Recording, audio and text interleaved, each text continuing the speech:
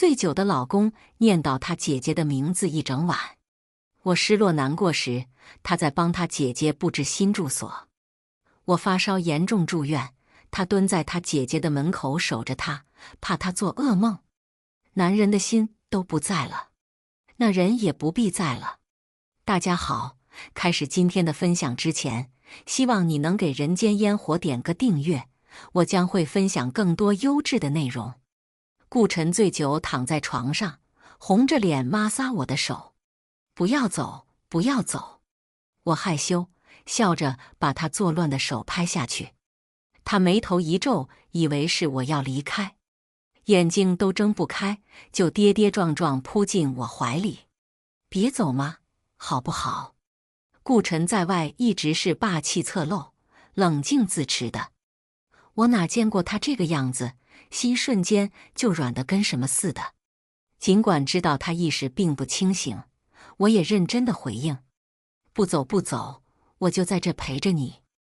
我抱着他的头轻轻摇起来，却听见他满足的嘟囔：你最好了，青青。我晃动的身躯一顿，只感觉从心底涌上来一股极寒，因为我的名字叫沈谦。顾晨谈笑风生的一脸轻松时，是在顾家的家宴上。我有种被人握住心脏的窒息感。这是我第一次见到顾青，他念念不忘了2年的人。我拿起手机拍了张顾青的照片，发给闺蜜庄小梦。是这个女生吗？小梦迅速给我回了信息。就是她，比顾晨大1岁。以前在高中的时候，我就老看见顾晨跟在他身后。就是后来不知道怎么了，我有挺长时间没见到他。好像就是你结婚之后。我拿着手机的手微微颤抖，却没力气再回他。我看着和顾青相对而坐的男人，浅浅的笑容挂在嘴角，似乎从回来就不曾落下。只要他眼睛朝旁边瞥一下，就会发觉我的异常。可是他没有，他的眼睛正一步不错地盯着对面的女人，仿佛少看一眼，那人就会消失一样。主桌上顾父含笑着开口：今天召你们回来，是有一件大事要宣布，让青青说吧。我没来由的心下一颤，却见那美艳大气的女人缓缓起身。我找到我的亲生父母了。我清楚地看见原本就带着笑意的顾晨，眼里迸发出亮光，那一瞬间竟然有些刺眼。我的身子突然就像飘零的柳絮，泄了力气跌在椅子的靠背上。他在庆幸吧，毕竟他们之间的阻碍又少了一分。我不知道该说些什么，只能尴尬地陪着笑。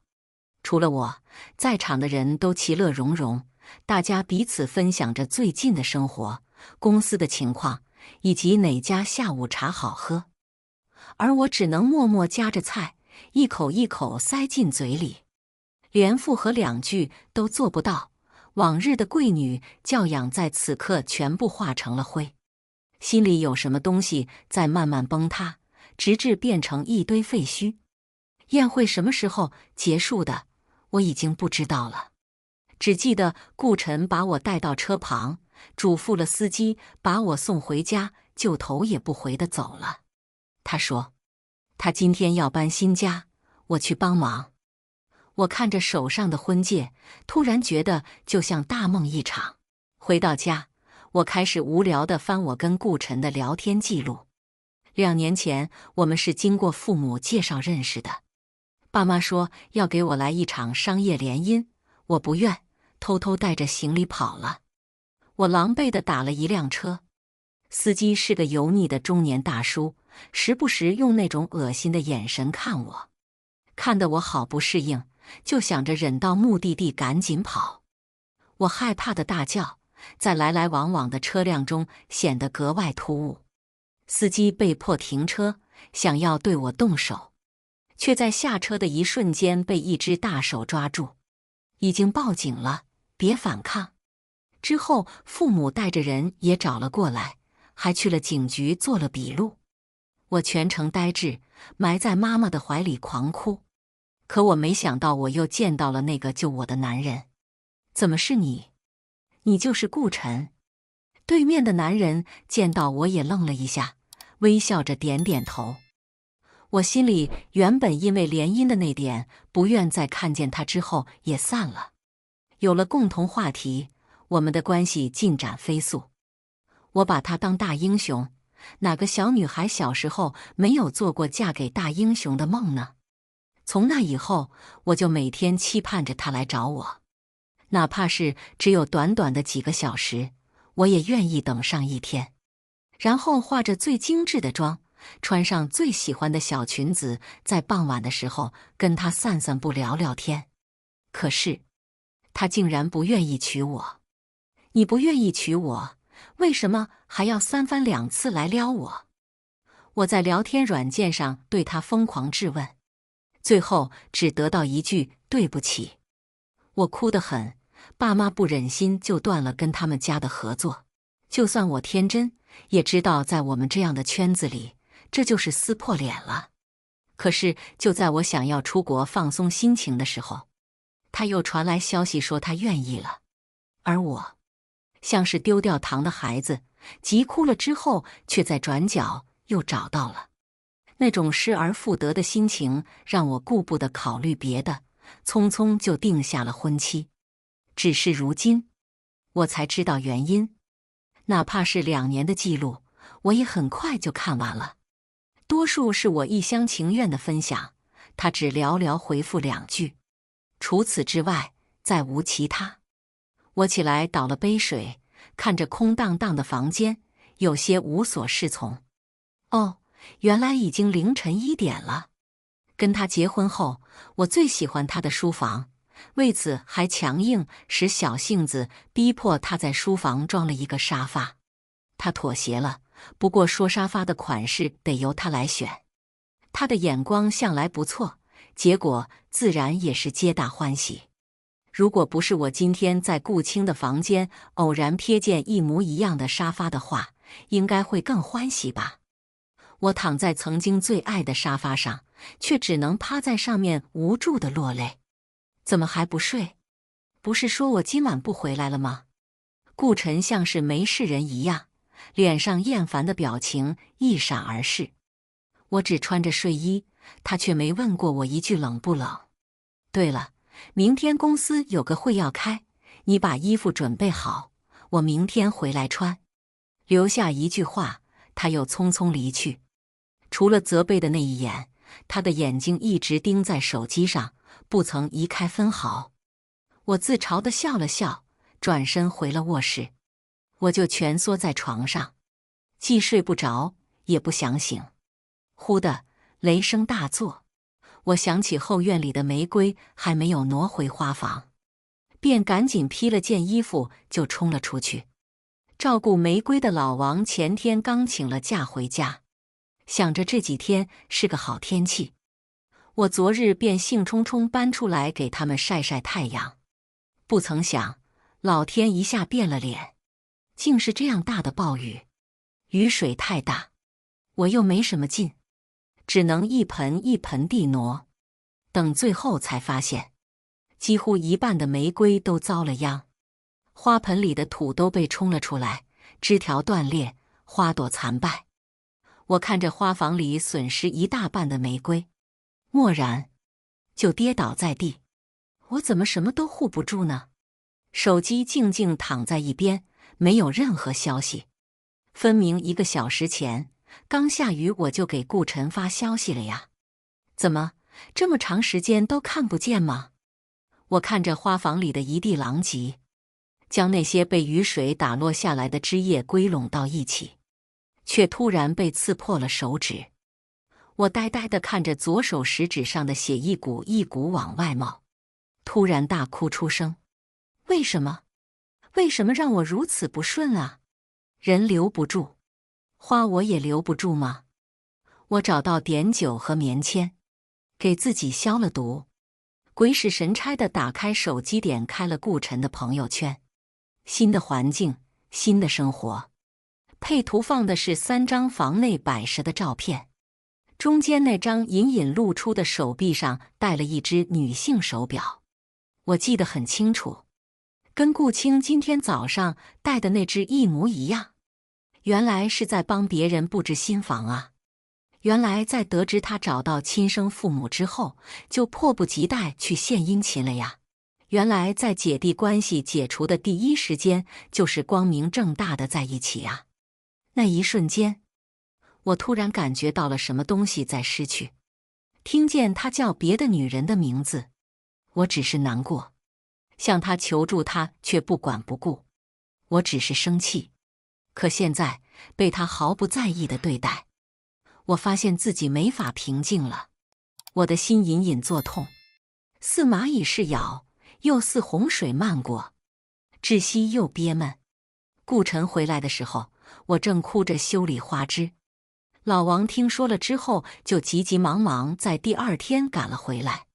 其中有几盆我非常珍爱的，往常也是我自己动手，让老王修理就好，不就是些玫瑰花吗？下次我再给你买。我拿着剪子的手一顿，不就是些玫瑰花？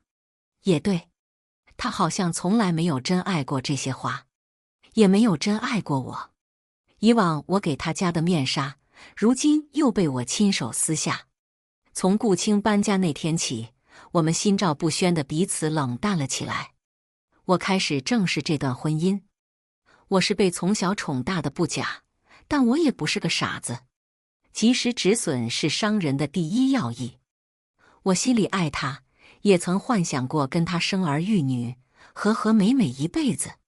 可当得知一切都是假象的时候，我却突然不知道下一步应该怎么办了。小梦也时常来我家，偶尔带过来一些消息。顾晨那个渣男天天往顾青家跑。顾晨有个客户在他公司闹，听说是他不管公司事务手下的人出事了。各种消息接踵而来，我的心已经痛得麻木了。谦儿，你什么时候跟他离婚？他问的问题也是我最近在考虑的。两个集团因为联姻有了交集，其中的利益更是牵涉极深。我正发愁该怎么办，小梦就满脸愁容，悠悠地说了一句：“哎，我要出国避避风头了，我爸也给我找了个联姻对象。”都已经听到这里了，记得给人间烟火点个订阅吧，制作不易，我们故事继续。小梦走了，我回了一趟家，跟爸妈说了顾晨的情况。他竟然敢这么对你，敢这么作践我们沈家。芊芊放心，妈这就去找他妈要个说法，我倒要看看他们顾家要给我一个什么交代。两人都气愤地摔门走了，却独独留下我。和我的那句我想跟他离婚，爸妈会支持我吗？原来我就真的只是一个联姻工具啊！爸妈对我想要离婚的提议闭口不谈，却在狠狠出了一口气之后回来安慰我。你放心，妈妈问过顾家了，他们说就算顾青找到了亲生父母，户口也还是在顾家的，只要户口在顾家，他跟顾晨就是姐弟，永远不可能在一起。我没有再争取，我知道以后我只有自己了。这样巨大的悲痛下，我承受不住，高烧到了快40度。你们知道人最无助的时候会做什么吗？会丢掉骄傲和自尊。我打电话给顾晨，他挂了。外面的雨大，可能是听不清。我又打给他，过了很久他才接起，不等我开口，他就先一步压低声音责备：大晚上打什么电话？顾青从小就害怕下雨天，害怕打雷，他好不容易睡着，你非要这个时候找事是不是？有什么事快说，没事我就挂了。我愣住了，没说话，只听见电话那头滴滴说了一句：神经病。神经病。以前下雨的时候，他也会抱着我陪我的呀。不对，他陪的或许根本就不是我。我心痛欲裂，竟然昏昏沉沉地晕了过去。等再次醒来，才看见床头的保姆刘妈。刘妈握着我的手，说她昨晚听见下雨，怕我害怕，便在门口陪着我。却听见我无助的嚎啕大哭。闯进门的时候，我已经烧得没有意识了。看我醒来，她才长舒了一口气，像是斟酌很久的样子，缓缓说道：“小姐，要爱惜身子啊。”我再也绷不住了，扭过头，微微颤抖着身体，早已泪流满面。爸妈是下午来的，我再一次表明了我要离婚的态度。你想干什么？都跟你说了，他跟顾青是不可能在一起的，你为什么还要这样？你难道不知道沈氏和顾氏的集团早就捆绑在一起了吗？你知道你一意孤行会对集团造成什么影响吗？我冷冷地看着疾言厉色的妈妈，丝毫看不出以前宠爱我的样子。瞥见我面色不好看，她又放软了声音：“芊芊，你也要体谅爸妈的难处啊！集团是你爸爸一辈子的心血，跟顾氏在一起才能有更好的发展啊！我说我要离婚。妈妈，如果爸爸心里也有喜欢的女人，你还会这么跟我说话吗？”妈妈脸上一直维持的高贵表情在那一瞬间崩塌，因为我知道，爸爸这么多年心里确实一直有个忘不掉的人。接下来就是妈妈崩溃指责我狼心狗肺、忘恩负义。爸爸护着他，羞愧中也不善地看着我。看吧，刀子不落在他们身上，他们怎么会感觉痛呢？只是这刀子还得砍在最该死的人头上才行。我输了3天夜，好转之后的第一件事就是去顾晨的公司。小梦在知道我发烧住院的当天夜里就赶了回来。作为总裁夫人，顾氏集团的员工大部分都认识我。在秘书的带领下，我进了顾晨的办公室。你进来干什么？赶紧出去！我看着那张从前无比眷恋的脸，今天开始就跟我没有关系了。离婚吧！我顺手把离婚协议书扔在他桌子上。咱们离婚之后，你想做什么做什么。顾晨抬起头，不可置信地望向我，眸中透着微微的冷意。或许他根本没意识到，现在他的表情跟以往风光霁月、温文尔雅的模样大不相同。你是认真的吗？我翻了个白眼给他，避免不了有些生气。极力控制下，我还是对他嘲讽出声：“对呀，离婚。”顾晨的脸上的薄怒很快掩下去，勾起唇角看着我笑：“沈谦，婚是你要结的，现在你又要离，还是回去再冷静冷静吧。”他还是那种风轻云淡的神色，似乎我刚才的措辞只是被他驳回的提案，毫不重要。办公室很快就剩下了我和小梦，他已经破口大骂，什么禽兽，什么伪君子，直到再也听不见渐行渐远的脚步声。谦儿，他以前就是这么 KTV 你的吗？我看着这个每日沉迷在网络世界的闺蜜摇摇头，什么都看只会害了你。也是此时，我才意识到，原来我一直被顾晨精神控制吗？在我无限退步，极尽忍让他时不时的冷漠和不在意之后，再随意丢下一句让我考虑考虑，冷静冷静，然后抽身离去。原来如此，可他是救了我的大英雄啊！这样什么都不在乎，什么都淡然应对的他，才是大英雄该有的样子，才让我越来越着迷呀。可直到我见到顾青，才明白，他只是懒得对我用心罢了，或者我从来也不值得他用心吧。我回家之后就开始搬家，虽然没有工作过，可是我毕竟读的是设计专业。在闺蜜的扶持下，我搬进了她的一处私产，连带着那些被照顾得很好的玫瑰，我还顺手把老王和刘妈也挖过来了。小姐，看见你这样，我是真开心呀。刘妈一向对我很好，吃穿用度都特别贴心。搬家第1天，我脑袋有些发懵，没想过自己竟然有一天也能这么硬气。陌生的环境，陌生的家具，常用的洗漱用品不见了，一切都是崭新的样子。大概半个月之后，我的工作室有了点起色。小梦半夜的时候给我打来电话，最近太忙，正好我没睡。电话接通，那边乱哄哄的，显然是他常去的那几个酒吧。我这边得到消息，顾青也开了一家工作室，跟你算是杠上了吧？你多注意下你那点客户，别被抢了。我这才想起，顾青好像是读的金融吧，怎么也要过来跟我分一杯羹呢？我有些茫然无措。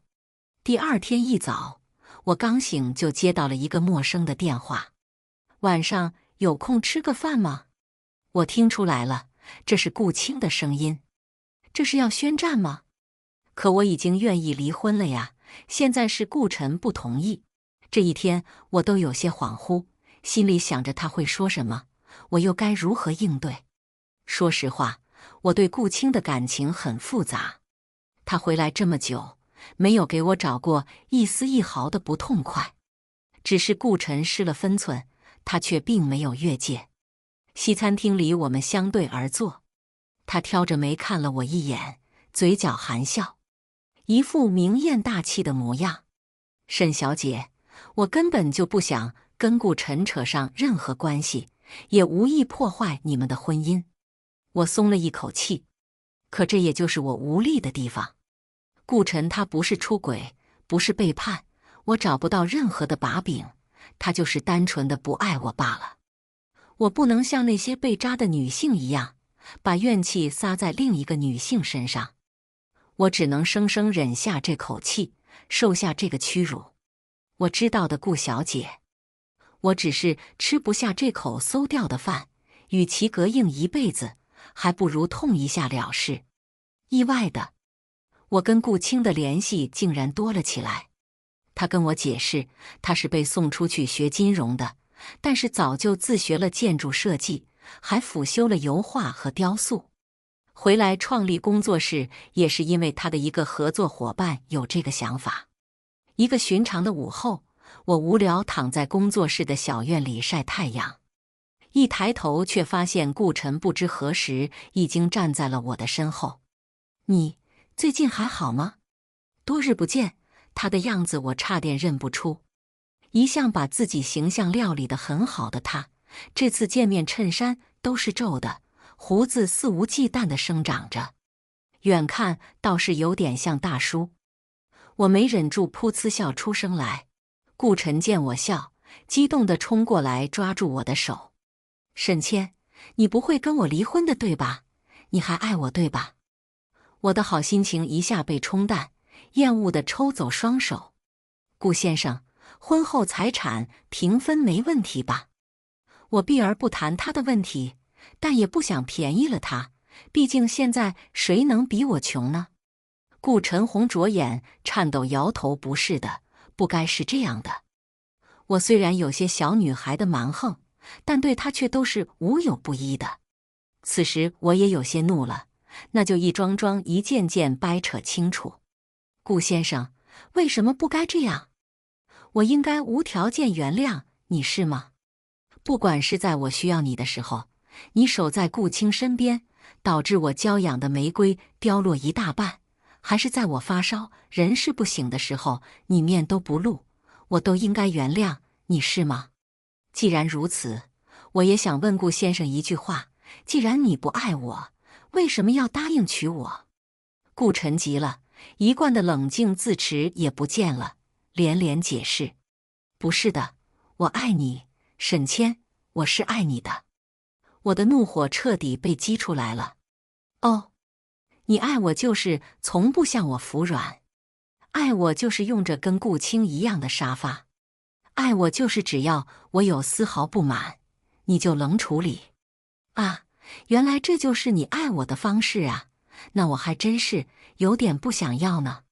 对了，我想问问你，你跟我在沙发上耳鬓厮磨的时候，想的是顾青还是我呢？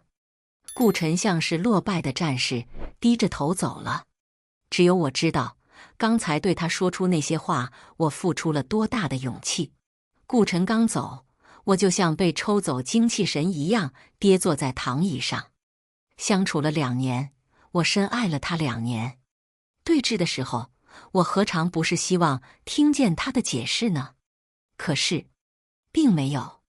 他只卑微又倔强地说他爱我，可问他爱什么，他又说不出来。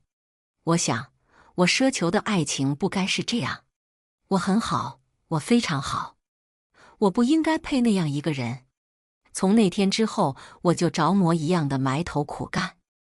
我的工作室人越来越多，作为大股东的小孟时不时跑过来劝我，说我再干下去，他就快成首富了。顾晨那边还是不同意离婚。我想不通，跟我离婚他不就自由了吗？以后想爱谁，想跟谁在一起，不都可以畅通无阻了吗？直到我再次见到顾青，我们俩作为生意上的对手，一起出席了一场竞标会。我是新人，这次就算陪跑了。结束后的晚宴上倒是混得如鱼得水。我得感谢我爸妈，把我培养成一个合格的联姻工具。该有的外交技能我掌握得很好。儿，这边也不知道顾青是怎么跟小孟勾搭上的，最近也跟着他这么喊我。宴会上多是些商场上的老狐狸，我疲于应付，端起酒杯走向他。沈谦，你跟我来，我给你解释。我身子一个不稳，就被来人拽着走到没人的门后。烦躁地甩开手，我没好气地冲顾晨叫嚷：干什么？得不到顾青的心，又反过来找我。我可不做备胎。顾晨的状态似乎更差了，尽管西装领带，也掩饰不了他一脸的病态。沈谦，我以前确实是喜欢过顾青，可是自从你跟我提离婚之后，我才发现我早就爱上你了。我爱你每日清晨的小粥和你为我打领带时的眼睛一闪一闪的温柔。我爱你在我处理公司事务时给我端上来的咖啡。我爱你对我撒娇，也爱你生气时使的小性子。沈谦，我爱你。自从你离开之后，我就再也不能欺骗自己，我早就习惯你的存在了。我冷眼看着他辩解，却又实在听不下去。够了，顾晨，你自己听听你说的话，你爱的是我吗？你爱的是围着你打转的我。我早就在为了讨你喜欢的路上丢掉我自己了。你好好看看，现在站在你面前的才是真正的我。我跟顾青打了个招呼，先离开了。后面的迈巴赫一直跟着，到小区门口还在不停闪烁着前灯。我低骂了一声有病，走进屋内。半夜突然又下起了雨，我着急冲出去搬花，却在打开花房门的时候看见了顾晨。刘妈小心翼翼地解释，我却只盯着顾晨的眼睛。他被我看得不自在，眼神闪躲。是我求着刘妈进来的。沈谦，我今天才知道那天晚上你有多需要我。能不能再给我一个机会，让我弥补自己犯的错？我从来没觉得顾晨是这么聒噪的一个人，什么都没说，转身上了楼。没注意角落里顾晨脸上的失落阴郁。刘妈善良，我不怪她，可第二天一早她还是跟我请辞了。我给了她一大笔赔偿，也算感谢她这2年多来的照顾。刚到工作室，我就收到了顾晨发来的邮件，他同意离婚了。择日不如撞日，我拿着证件下午就约了他民政局见。沈谦，祝你幸福。离开你，我会幸福的。我不知道他为何突然改变想法，正如当时突然愿意结婚，现在又突然愿意离婚。我的工作室换了地址，开在了我梦寐以求的写字楼，临窗站立就能看见楼下翻涌的江水。半年后，顾青给我送来一封请柬，是他和他那个合作伙伴的结婚请柬。小梦拉着我也炫耀着最近的好消息，她网恋没有翻车，对方竟然还是个小有资产的帅哥老板。爸妈后来也曾放下面子找我求和，我一概应了，却不打算搬回去住。家里有我那扛起沈氏集团的哥哥在，我也不用操心什么。爸妈闲下来便给我发消息，今日是邻居的乐事，明日又是他们旅行途中的风景。只不过除了节日的问候和祝福，其余的我统统不回。我不否认他们是爱我的，也不否认自己被宠着长大，20多年来没有烦心事。可我永远忘不了爸妈让我忍受下去的模样。阻挡我的东西，我便统统舍弃。工作室每年挣不了多少钱，可却足够我再去进修。将公司的一应大小事交给得力的助手后，我订好机票便准备出发。也不知道顾晨是怎么得知我的消息的，在我出发前1日，他请求我再见见他。我看了下地址，医院，毕竟是曾经爱过的人，我答应了。了却前尘往事，才能涅槃重生。到医院后，病房外却没见到亲属。我推开门进去，顾晨虚弱地躺在病床上。你来了，坐吧。我就知道你会来，对不起呀。顾晨的头发掉了很多，整个人瘦弱不堪，脸颊处凹陷的几乎没有血肉，突出的颧骨显得格外恐怖。看你现在这样，我就放心了。我活不了多久了，就想最后见见你。听说你要去进修了是吗？真好，喜欢的东西就要赶紧抓住才行，不要等没时间了再后悔。顾晨巴拉巴拉说了很多，我感觉他把一辈子的话都说完了。最后他可能看我实在意兴阑珊，勉强扯出一丝笑容。好了，我就不耽误你了，一会我的主治医师也该来了。我朝他点点头，客套地留下一句注意身体，好好保重，就推门离开。还没走多久，就听见了里面传来的压抑哭声。不过与我无关，因为我呢，已经开始向往进修的生活了。以上就是今天分享的故事，大家有什么想说的、想吐槽的，欢迎在下方评论交流，也更希望能给人间烟火点个订阅，我将会分享更多优质的故事内容。